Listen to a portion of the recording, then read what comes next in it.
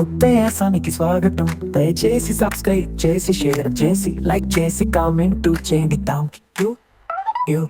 దొండకాయ వేపుడు ఇంటి వంటలో చిన్న మేజిక్. 4 ముక్కలుగా చీల్చి కుక్కర్లో పెట్టి మగ్గనివ్వు.